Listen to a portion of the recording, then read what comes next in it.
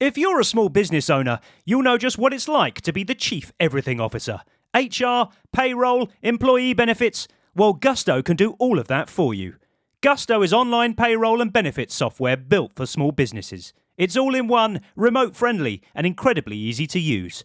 It's quick and simple to switch to Gusto. Just transfer your existing data to get up and running fast. Try Gusto today at gusto.com/lockedonsoccer and get 3 months free when you run your first payroll. That's gusto.com/lockedonsoccer. The world's biggest soccer tournament has arrived, and you can trade the entire tournament on Kalshi. On Kalshi, you can trade every match from the opening stage all the way to the final. On Kalshi, you're trading against peers in a live market, meaning there's no house. And as the probability changes, you can buy in and out of your position. For a limited time, download the Kalshi app and use code CUP26 to get $10 when you trade 10. KALSHI Kalshi. Trade the beautiful game. 18 plus only. Restrictions and eligibility requirements apply. Event contract trading involves risk and may not be suitable for all investors. Prices, values, and available markets may differ from those mentioned. For more information, see kalshi.com/regulatory. Are all batteries the same? That's like asking if all soccer players are the same. Take Messi, the most decorated player ever.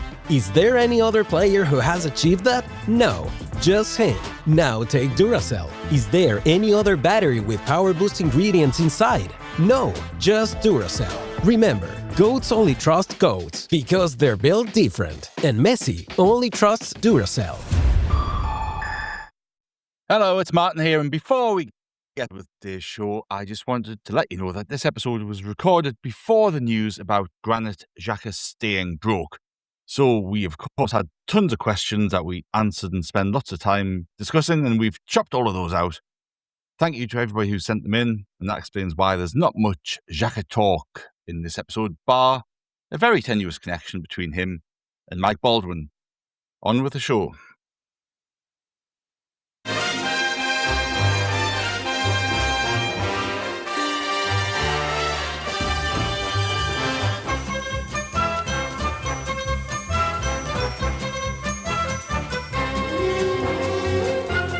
Hello and welcome to Haway, the podcast. It's Martin here, and we've got a Q&A episode for you today.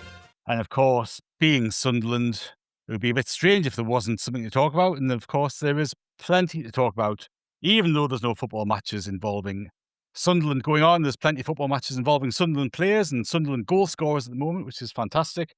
And there's the odd rumour about a player or two leaving. So we'll get stuck into all of that very shortly. But first of all, I will introduce my guests for today. So first up, we'll say good morning to Andrew Smithson. Hello, Andrew. Hello, morning, mate. Yeah, no games, but Sunderland, I think, are like Coronation Street. Never ending soap opera. There's always something bubbling away. Hey, you've introduced a whole new podcast there, haven't you? Which Sunderland players are like Corrie characters. You could go through the history of Coronation Street. Who is your Bet Lynch and who's your Fred? Who's done the dirty by claiming to be in love with Bet Lynch, and then after only 1 year together, has had a transfer from the Rovers return to the Queen Vic. Oh, here you go. You've made a connection with Mike Baldwin and Granit Xhaka that's never ever been made before, haven't you? Deirdre Barlow as Regis Libris. Here we've got a whole new series popping up. Before we delve too much into that, which I could probably spend all podcast on, to be perfectly honest, but we also have Ant with us this morning. Good morning, mate. Morning. Yeah, I have an excellent segue to bringing me in there, a little bit of Coronation Street. I was always an EastEnders man myself, but never mind. But all good. Obviously, I know we're recording this after a few World Cup games, a few strikers linked, a few players linked with leaving. So let's rock and roll. Looking forward to it. Let's rock and roll indeed. Mackenbauer has asked a question.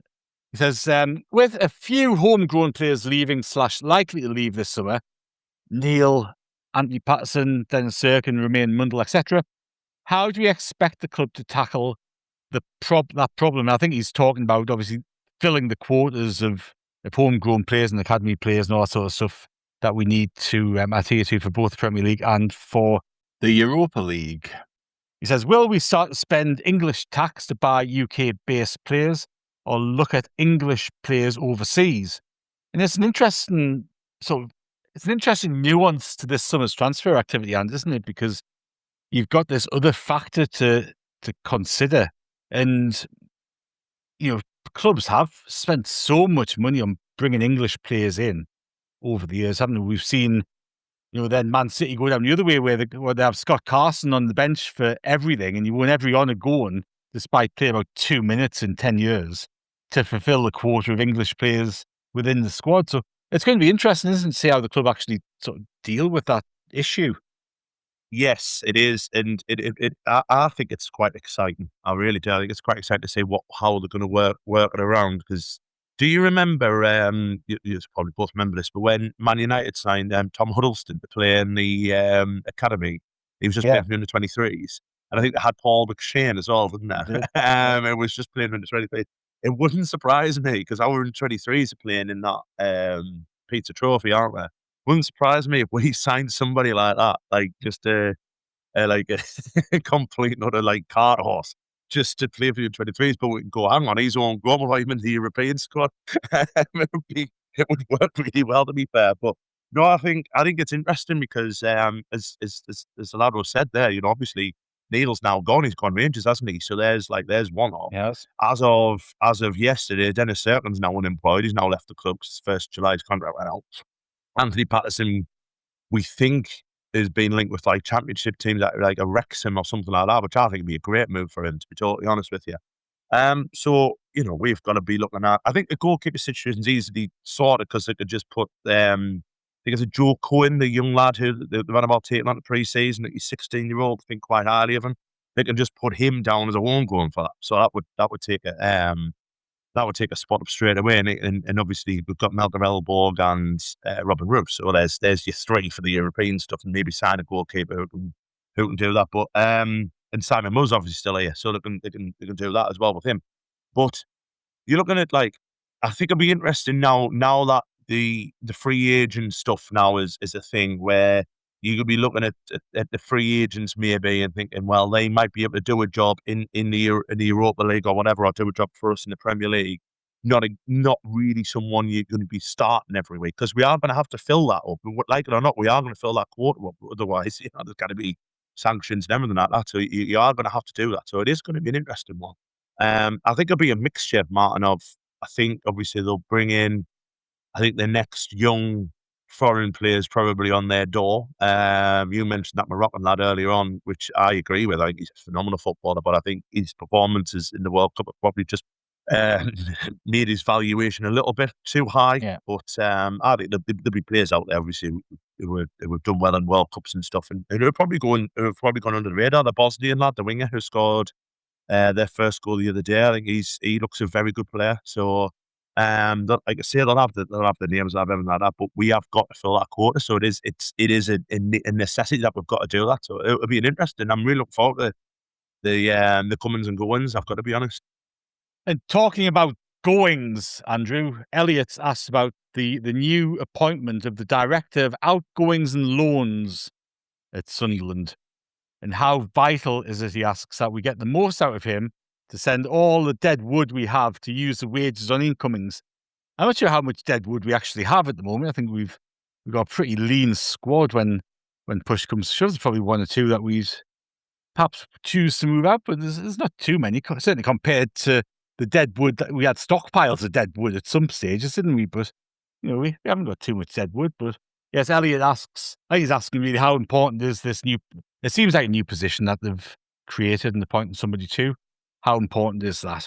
I think it is quite important. I mean, football traditionalists will just say, oh man, it's money for old rope. All of these things were stuff that managers used to take responsibility for and take care of.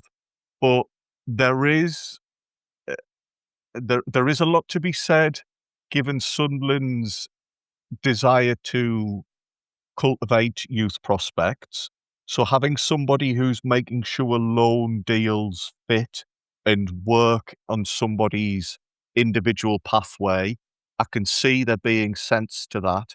I can see why you'd want somebody responsible for looking at the scouting reports, making sure those players out on loan are getting everything they can from the opportunity. And moving players on I take your point, Martin, that we're not too badly saddled at the moment, but Lebris does like a relatively small squad, and from what I can gather, you do have this little pool of players who must just be tucked away in like a little cupboard out of sight. Bar, Pembele, Hermia. Getting rid of those players, just again, because of the finances and the guidelines we have to stick to, you can't just let them rot. You need to try and find opportunities for them. It makes the balance sheet look better. I could see that being a benefit to the club. I dare say if you look at all the top clubs, they'll have people in these positions, and they will have had them in for a long time now. So Sunderland are just trying to keep pace with them. I can fully understand it. Just going back about the homegrown quarter, and Ant used the word cart horse. I will just make the club aware that technically I'm homegrown. I'm definitely a cart horse, and I would only want 500 quid a week, lads. I'm happy to fill a few quotas for you. Sign me up. Nice and easy, and then you can get on to some of the other deals. I'm willing to do that for my love of the club. I'm willing to sacrifice myself. It's very kind, Andrew. And yes, if Mr. Gisolfi is listening, I will do it for $450. Right, we've got another couple of questions. Plus free air travel. You took the air travel in, yes, of course, but that's all. I'm sure we can iron those little things out. That's fine.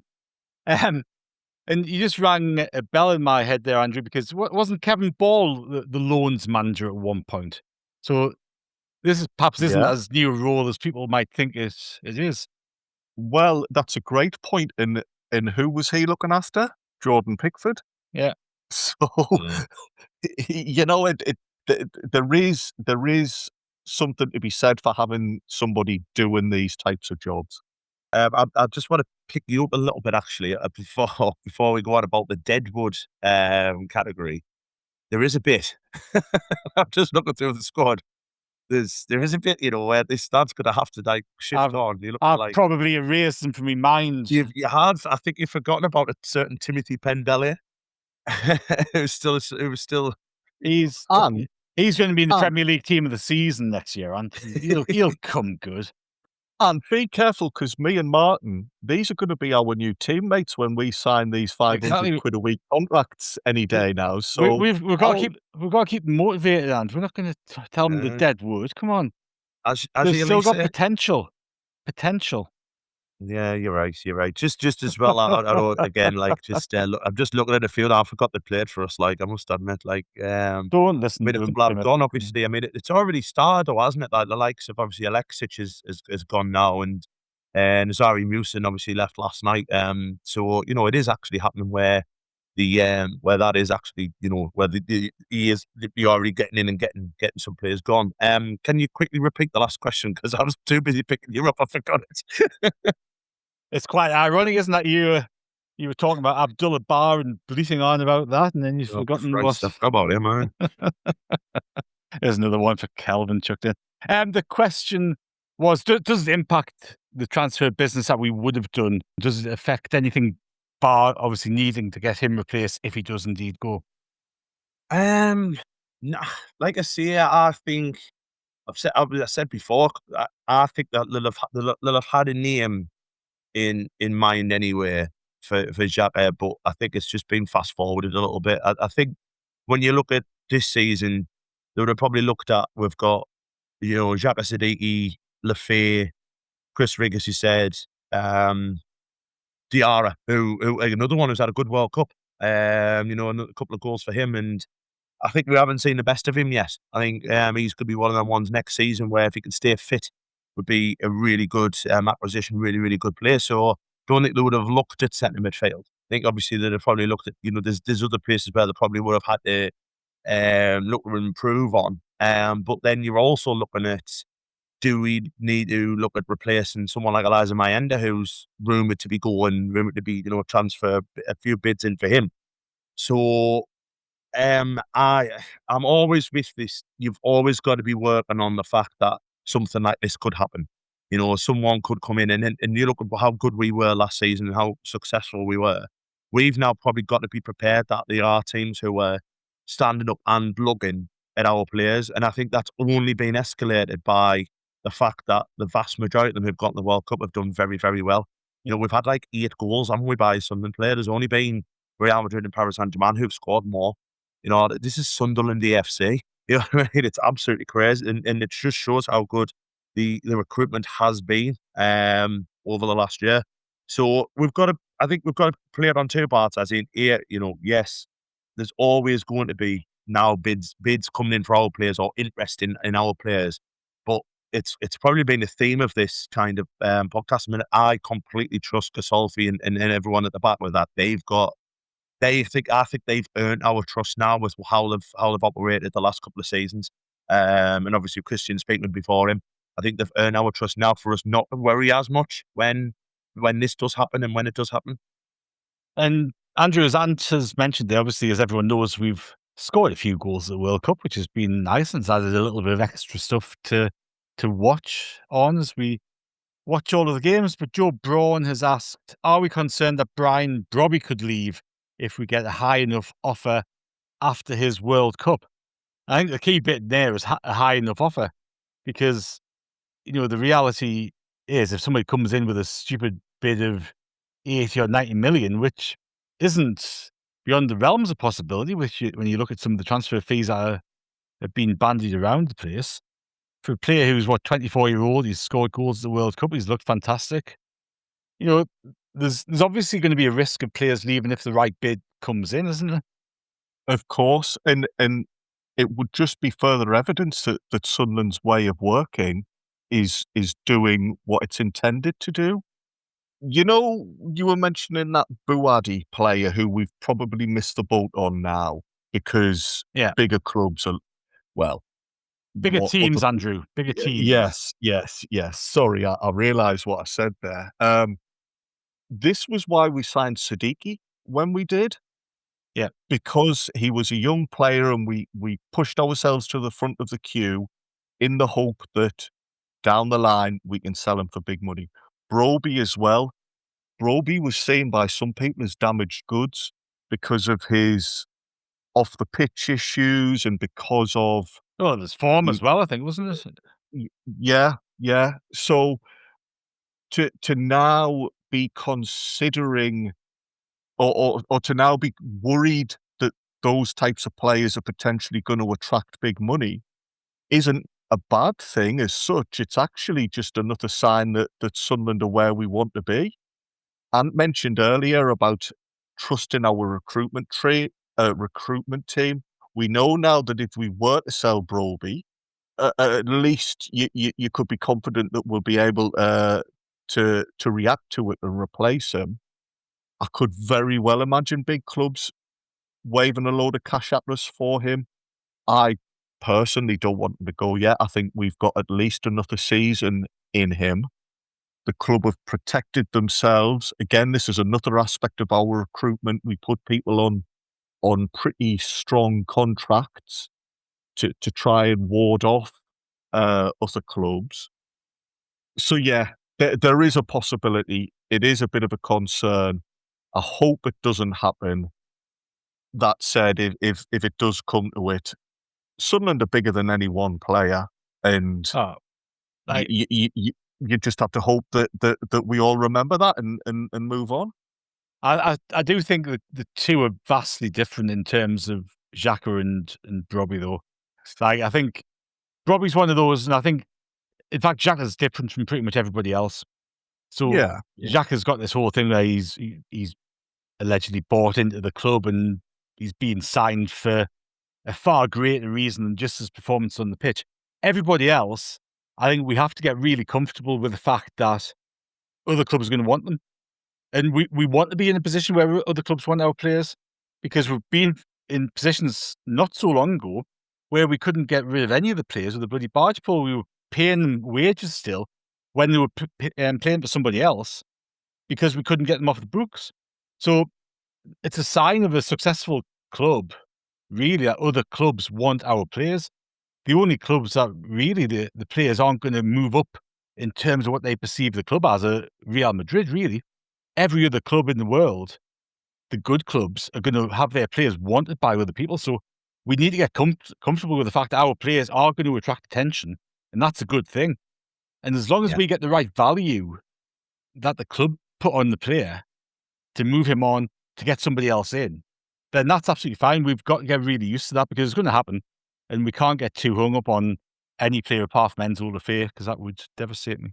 I think you're right, especially with, as you said before, we're all, it has made this World Cup a lot more enjoyable for me because we've had so many players that are there. But the fact that, like I say, the vast majority of them have done very, very well. I mean, you look at some of these, you got to be people that scout, anyone who scouted that game yesterday, again, without spoiling too much, would have looked at Sadiq and thought, who's he playing for? You know what I mean? Because he was phenomenal, absolutely phenomenal. And then you look at like Wilson banging a goal in from 25 yards out for Haiti and stuff like that. And the people have stood up and noticed this with these players as well. Like you said, we mentioned Brobbey there before. Brobbey scored 3 goals in the tournament.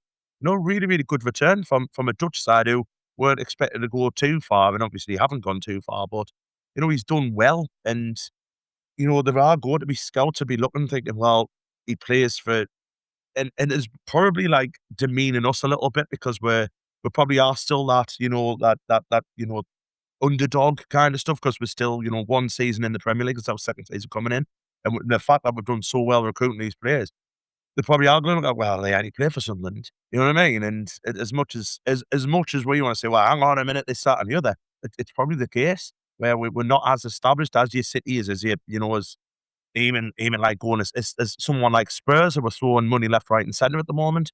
And we finished above Spurs obviously last season, but it's still that kind of the name, isn't it? That's going out there. Oh, But I think as well, I think it can only be.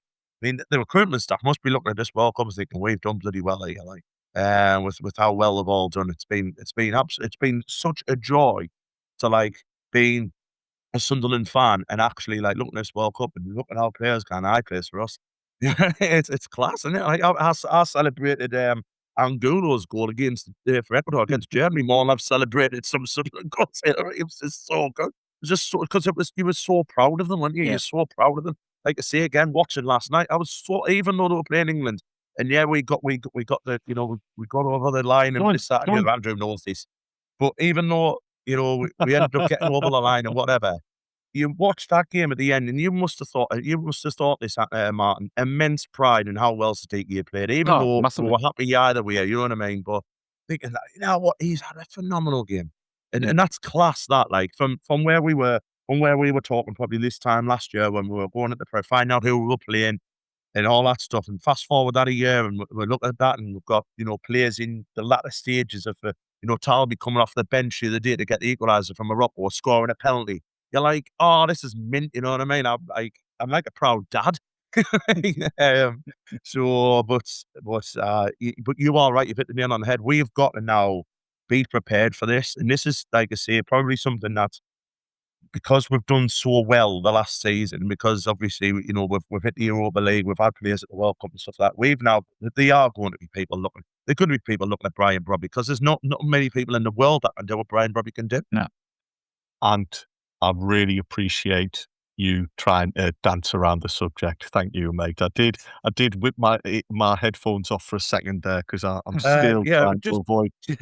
Just for our listeners, Andrew hasn't watched the England game yet, but knows kind of what to expect. Yeah, we're trying our best not to spoil anything, so I'm not mentioning goal scorers. I'm not anything like that. I'm expecting Siddiqui to have got a hat trick. Everybody's saying he was phenomenal. I agree what you're saying about the World Cup, and I agree what you were saying, Martin, about it. By the way, you mentioned Enzo Lafay. It's mad to think that we have got all of these players at the World Cup, and arguably our 2 strongest players, Lafay and Mukiele, didn't even get there. Yeah. So that's promising. If Enzo Lafay does get sold, Martin, we're rioting. I know what you're saying. I'll be on the first flight over. We do need to get used to selling players on. And to be fair, the responses to the sales of players like Job and Ross Stewart and Jack Clark were understanding. If, though, because this is what the original point for this conversation came from, Brian Brobbey, if, though, other scouts are looking at Brobbey and thinking, he's worth a bid, he's worth bringing in, I wonder as well if Sunderland have learnt a bit about him, because to me, I hadn't realised he was such a goal poacher. I thought his finishing for Sunderland was probably his biggest weakness, and yet the 3 goals he scored were all very good, kind of natural, instinctive finishes, knowing where to be. So it could be that Labris is watching these games and thinking, that's interesting, that might be a strength we look to build on, and that might be impacting his thinking for next season. But you know what? Like, he doesn't score those goals 7 months ago, 6 months ago. He's looked so sharp in the World Cup, so fit, so strong, and he's always looked strong. But I think it was only in the latter part of the season really like started looking that real sharpness and a little bit of pace and really nippy in certain areas. Like probably like It came from the Newcastle game, didn't it? When he got that winner against Newcastle, it just seemed to have just sprung up. But you're right. I can't wait to see what he's like next season. Getting a full pre-season under his belt. You know, he's home now. Obviously, he's come home from the World Cup.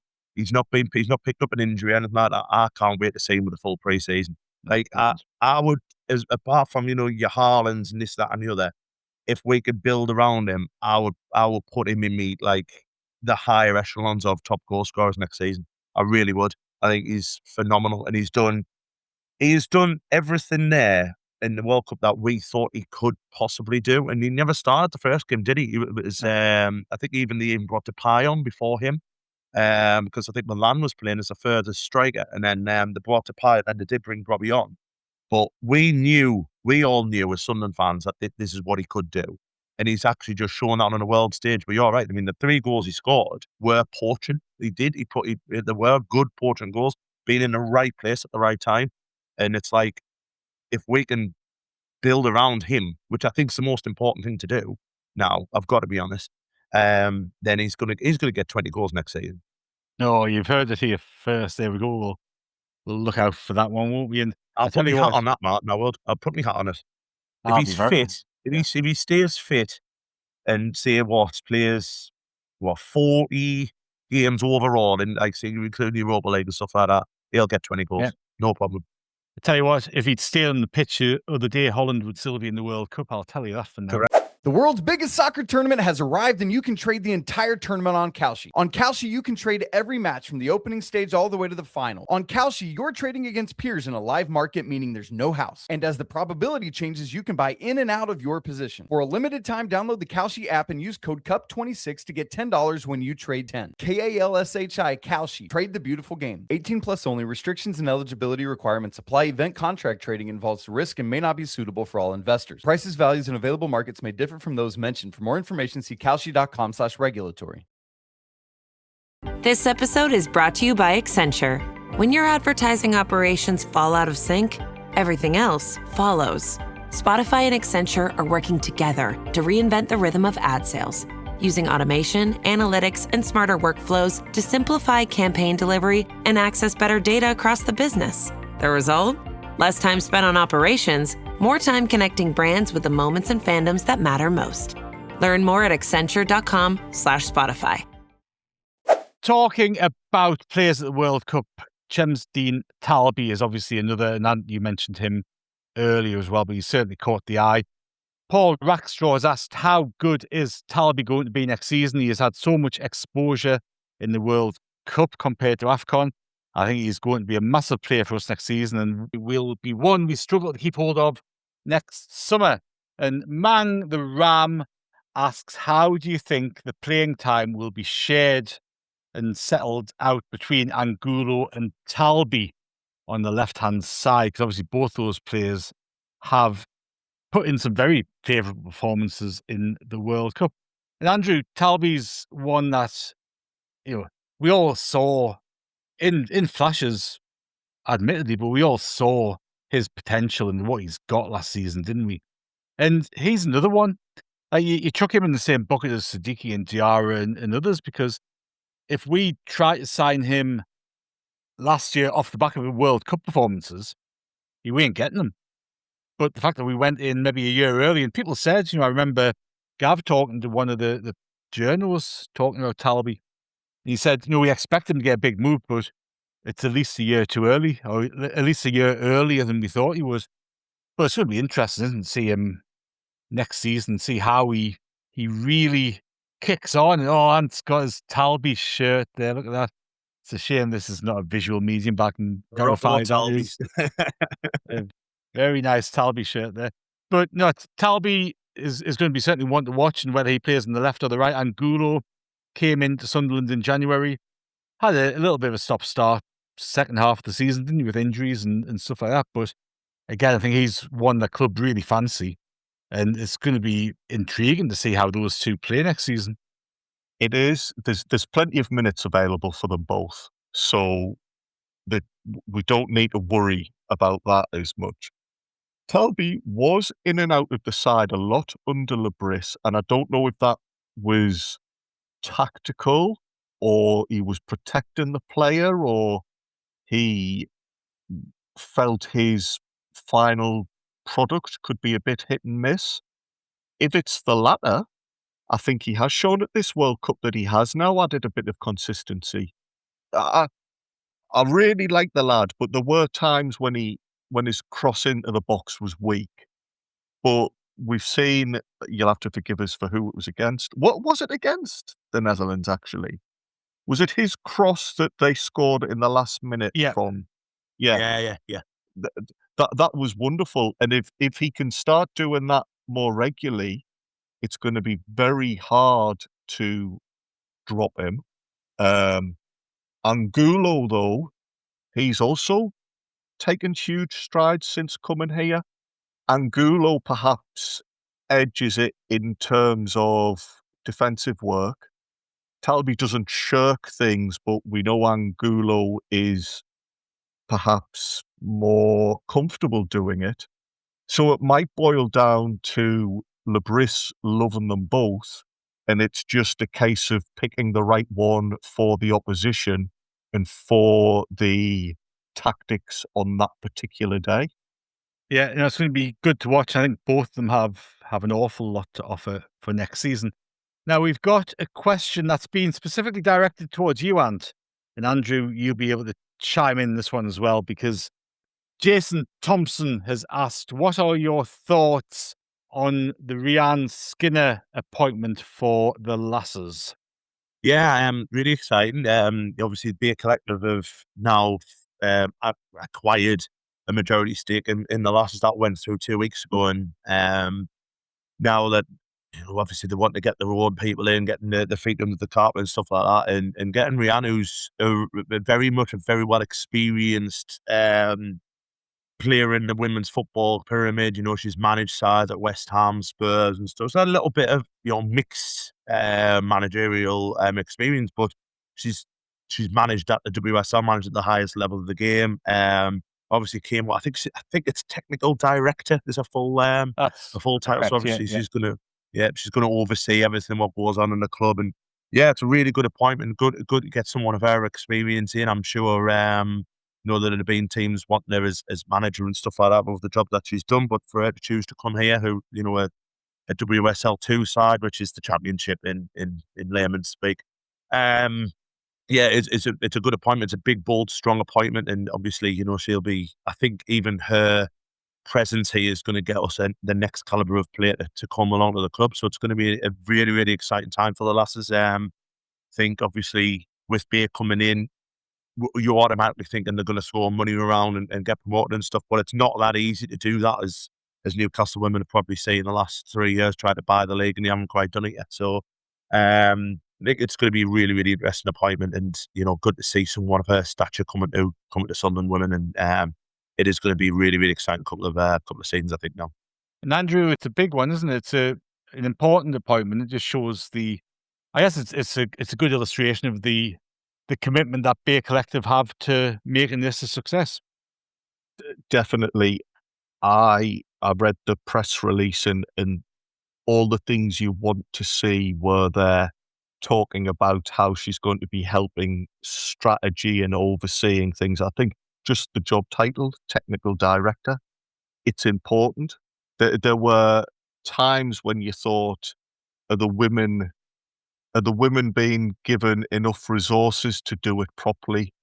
And by installing somebody in a position like this, it just eases the burden on some of the other staff so they can concentrate on what they're better at.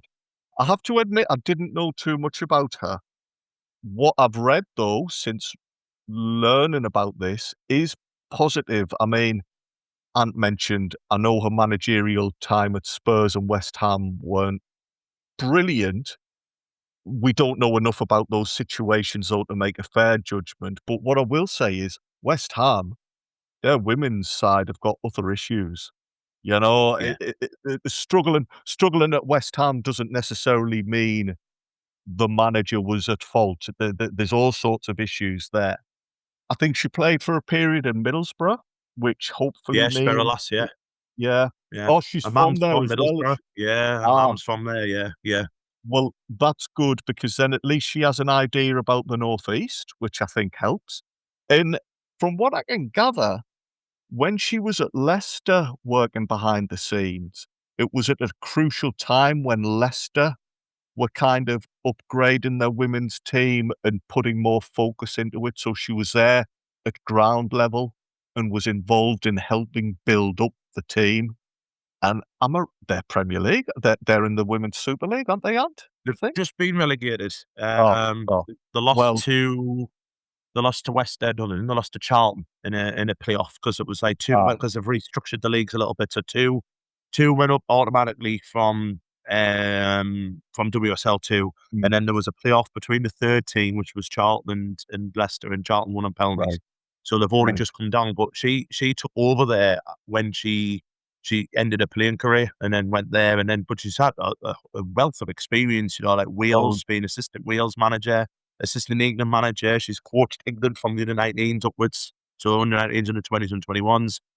Was assistant England manager before. I think it was before Serena Wiegman took over. So you know, she brings a hell of a lot of experience. So it's someone who's been there, done it, got the t-shirt, worked with experience and youth, which is what Sunderland are going to be, because Sunderland's still going to be the side who develop youth, young players, young women into the squad, because the amount of success I've had with that in the past. So I think it's a very, very clever appointment, to be honest. And with her seeing, you're right, with her seeing all the right things as well, and knowing the Northeast as well, knowing that this was at one point the hotbed for women's talent to go on and play for England and stuff. Not with Sunderland, and that's what we want. We want that to be your Sunderland player playing for England while still at Sunderland. They don't have to make that move to, you know, London or whatever, or whatever happened in the past.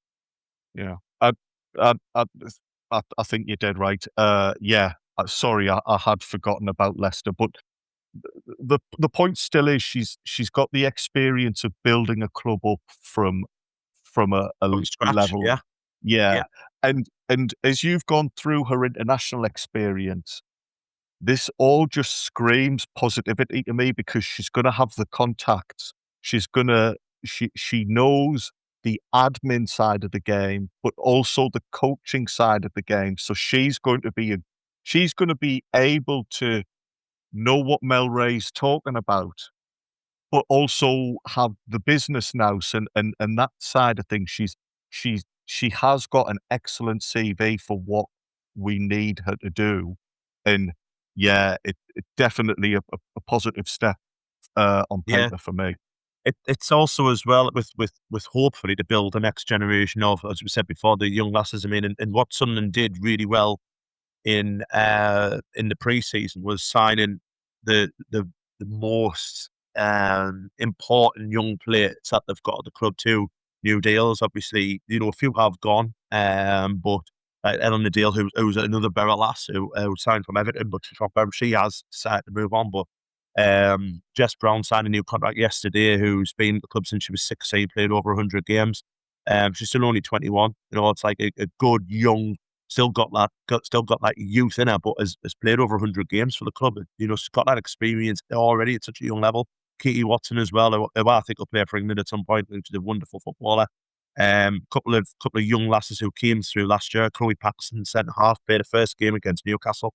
Looked absolutely unbelievable. And then Emily Cassap as well, who's a Sunderland fan, who scored on a debut for Northern Ireland over the summer. Scored within 60 seconds of coming on. So they've got some really, really good young players who they can help adapt, and having someone like Rhiannon who can also help with that. Obviously, Mel and Steph have done a brilliant job over the last 5-6 years that they've been together, but it's just that bit extra as well that we've got to help out them too as well. So I think it'll be, like I say, it's going to be difficult personally to watch them as much next year, because obviously with us being in Europe, moving some of them games to a Sunday, so it's going to clash, because obviously they kick off Sunday 2:00, which is what we're going to do. But I'm really looking forward to it. Obviously with the podcasting on them the last 5 years and stuff like that, to see them, actually looking as if we're going to be making that next step is going to be very, very exciting. Excellent stuff. Now we have just got a few quick fire-ish questions to wrap us up for today. And Steve Richards asks, who has been your surprise package of the World Cup so far? One name from each of you. Ant, do you want to go first? Player or team? I think he's asking about team. But Right, okay, Australia. Oh, there you go. Yeah. Andrew? Oh, that's a great one, that. I was going to say Morocco, but they're actually higher in the FIFA rankings than I realised. I'm stumped with that one. Sorry. I know that's a dreadful answer. I tell you what, this isn't a dig. I was shocked the other way by how poor Scotland were. I did think we'd see more from them. But in terms of surprise package in a positive way, off the top of my head, I've had a blank. Sorry, Martin. That's quite right. Kelvin's going to be reaching for the off switch now, isn't he, when he's listening to this one? Slagging Scotland off. The US have been my surprise package, I have to say. I think the US have looked superb. But Australia, I've been very pleasantly surprised in two of the games anyway. One they let themselves down a little bit, but they've got Egypt, which by the time this comes out, people will know the score of that one, but that'll be a big test. Wait, Andrew might not.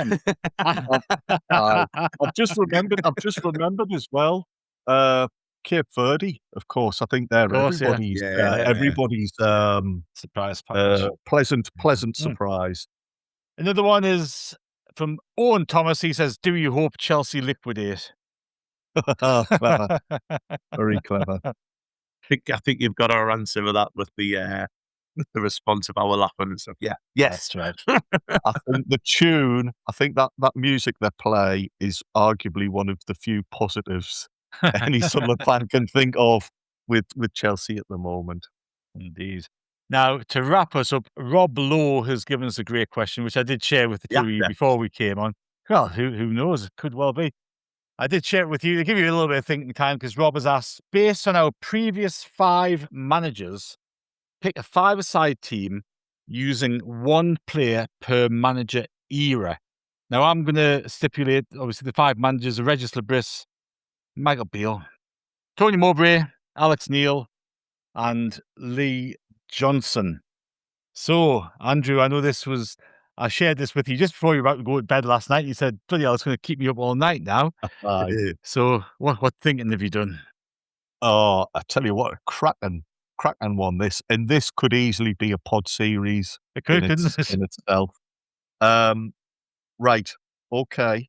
Do you want me to go manager order or position order or I reckon we could go manager. We could each do our pick of the player from the manager era. So we'll start with Regis Labris. Who have you chosen from the Regis Labris era? Well, because I did it the other way round, I ended up with Labris needing a defender, and I wasn't sure. Mukiele, Aldrete, and then I thought, well, of course, Luke O'Nien. Luke O'Nien's a brilliant defender, but he's versatile in any team. any team was going to benefit from him being involved. There we go. And your Regis Labris pick. Right. So I went with Regis Labris early, and I always, every time I pick my dream team, I go forwards first. So I went Brian Brobbey. Ooh. Right. Well, I picked Enzo Lefebvre for the Regis Labris selection. Michael Beale. I wish I hadn't thought of Enzo Lefebvre now. Yeah, that's a shame. I should have found a space for him. For Michael Beale, because I don't think he brought any players in. I went with Job. Yeah. How about you, Ant? I'm gonna sound really like kind of copying off Andrew, but I also wrote Job down. Job.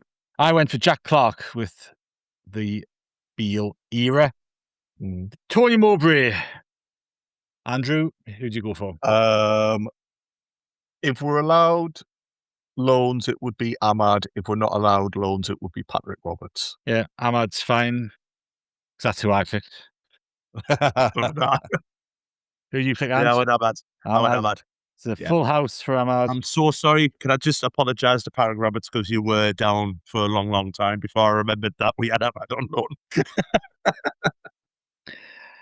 The Alex Neil era. Who are we going for? Do you fancy going first, Ant? I'll let you have a Well, so I picked my goalkeeper under the Alex Neil one because it was the emergence of Anthony Patterson. So I went for Pato as my goalkeeper. Yeah. So did I. I was taking this seriously. Like, Anthony Patterson's shot stopping and one-on-ones are brilliant. That one-on-one save at Wembley in the second half was phenomenal, and I think that's what you need in a five-a-side goalkeeper. Yeah, well, we've got a Pato clean sweep as well, because I chose Anthony Patterson there. And the Lee Johnson era, finally. Who have we gone for, Ant? You can go first around us. So I'm going to end up having pretty much the same team as Andrew, because I was going along the lines of the Ross Stewart thing, but then I thought Brobbey's just a little bit better. So I went without, because then I thought Luke O'Nien. I thought, well, but he didn't sign him.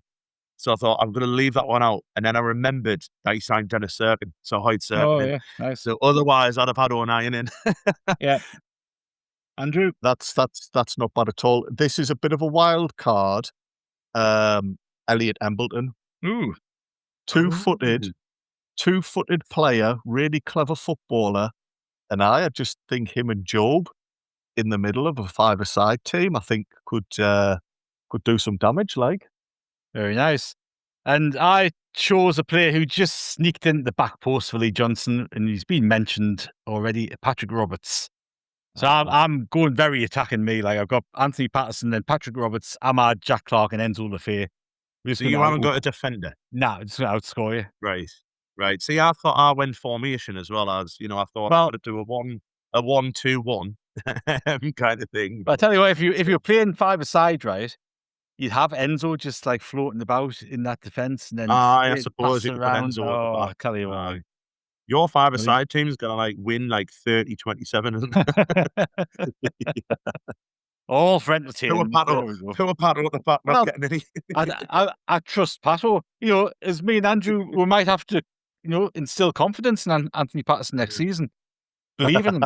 We believe in him. So, it's a confidence booster for him. There we go. That's a brilliant question to round us off with. And we love those sort of questions. So if you do have any more of those, please share them with us either on X or by emailing Haway, the podcast, safc@gmail.com. And of course, any of your other questions too. They are more than welcome.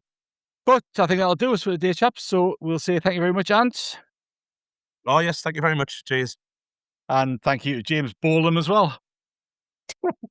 Why am I getting James Bolam? Where's that come from? One of the likely lads, wasn't he? Oh, superb. And he's from Sunderland. Exactly. So yeah, fair dues. I'm sorry, Martin, that went straight over my head. Speaking of likely lads, lots of familiar names there asking questions. It's always nice when people get in touch, and nice that some people, listen to us and for some reason seem to want to know what our opinion is. It is very nice. I do my best not to read the questions either when we put them on, and I just think it's so much better because you just not expecting some of the questions. Apart from the five-a-side one, because Martin did put that in for us, which was wonderful because we put that onto our heads this morning. I think it would have been a little bit more difficult, but just to set them that because these are my favourite types of podcasts. I love doing these, so we couldn't do it without you guys. So thank you so much. There we are. Yeah, and please remember, as well as the social media questions, you can email us with any questions. We do stock them up in our email box and come to them when we do the podcasts. And the more questions we have, the more Q&A podcasts we can do. So there we go. So thank you very much to everyone for listening. And we will be back tomorrow, of course. I think we've got a Room 101 lined up for tomorrow. I think Andrew's back on putting things into Room 101. So you had five-a-side. I hope not. We haven't recorded that one yet. We're recording this a couple of days in advance. This isn't going out for a few days. James Baldwin would be shaking his head at me. I'm just thinking, you're an absolute clown. You haven't learned your lines, have you, Andrew? Nah. Anyway, we will be back tomorrow with something. It might be a Room 101. Andrew might be in Room 101. Who knows what will be in Room 101? But we will be back tomorrow, I can promise you that. And until then, it's goodbye from us.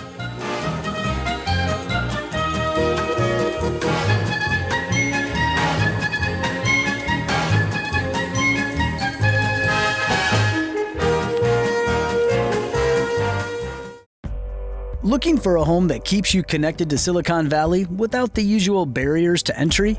The Gates in Morgan Hill by City Ventures is a walkable neighborhood near downtown restaurants, outdoor trails, and an easy commute to the Bay Area.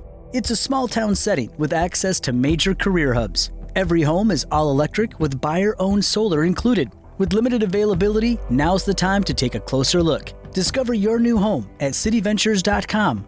That's cityventures.com.